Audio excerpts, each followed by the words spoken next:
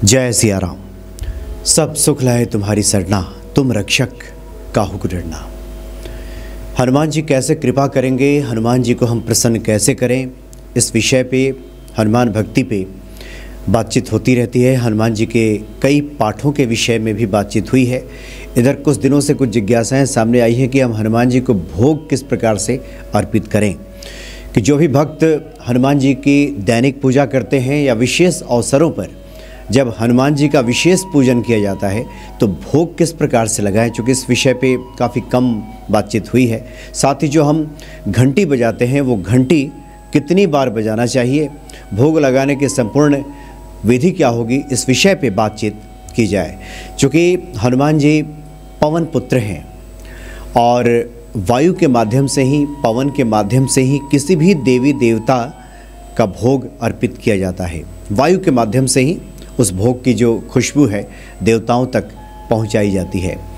और हनुमान जी तो स्वयं पवन पुत्र हैं, पवन वेग से आते हैं और अपने भक्तों को अनुग्रहित करते हैं। तो 5 प्रकार के वायु की चर्चा की गई है।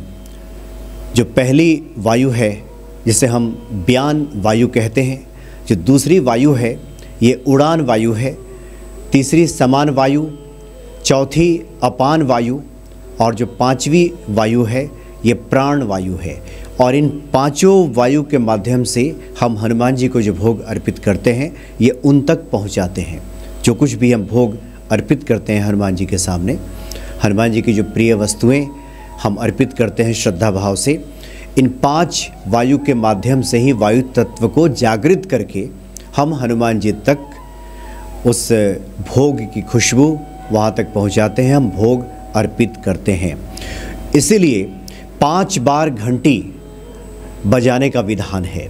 जब भी आप हनुमान जी का पूजन करें, हनुमान जी के सामने जब दीप प्रज्वलित करें और कोई भी भोग अर्पित करें तो साथ ही 5 बार घंटी बजाई जाती है। और विधि विधान से आपको अगर पूजन करना है, उनको भोग अर्पित करना है तो इसके लिए कुछ नियम हैं और ये 5 वायु को जागृत किया जाता है और 5 वायु के मंत्र भी हैं।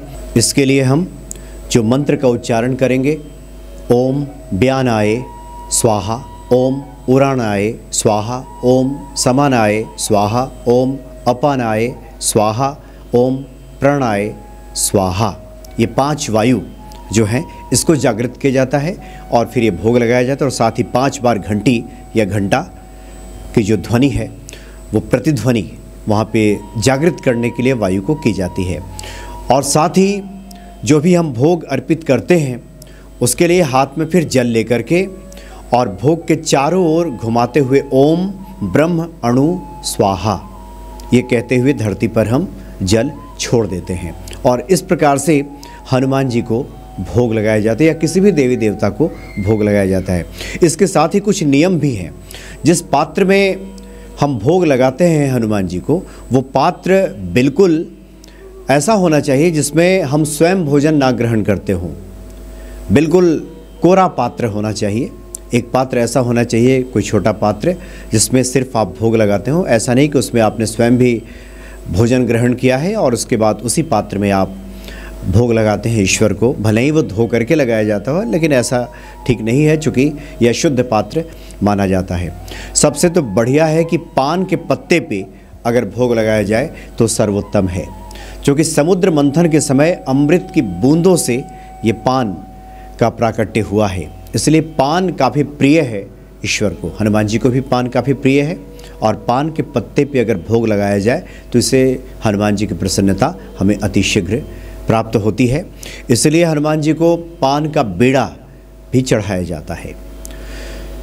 और साथ ही जब हम भोग लगाएं तो भोग की जो वस्तु है ढकी होनी चाहिए, या फिर जो हमारा मंदिर है जहाँ भी हमने घर में बना रखा है वहाँ कोई अगर पर्दा है तो पर्दा खींच दिया या फिर उसको ढक दिया।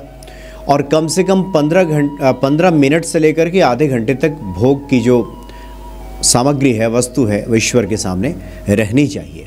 और उसके बाद फिर आरती करके उसको वहाँ से उठा लें। और ये पूरा जो नियम है इस प्रकार से 5 बार घंटी बजा करके 5 वायु को जागृत करके और बिल्कुल शुद्ध पात्र में या पान के पत्ते पर हनुमान जी को भोग अर्पित किया जाता है। लेकिन साथ है एक बार फिर से हम ये स्पष्ट करें कि इसके लिए प्रेम और श्रद्धा बहुत आवश्यक है। कई बार प्रेम की अतिशयता में अगर नियमों में कोई भूल चूक भी हो जाती है तो ये कोई बड़ी बात नहीं है, क्योंकि प्रेम में सब छूट है।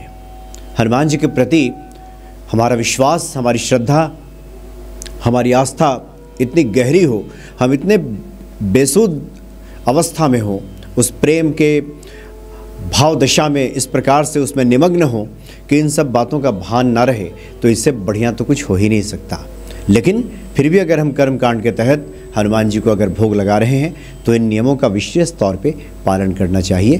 तो 5 बार आप घंटी बजाइए और उसके बाद हनुमान जी को भोग लगाइए। हनुमान जी भोग ग्रहण करेंगे और निश्चित तौर पे भक्तों का इससे कल्याण होता है। जय सिया राम।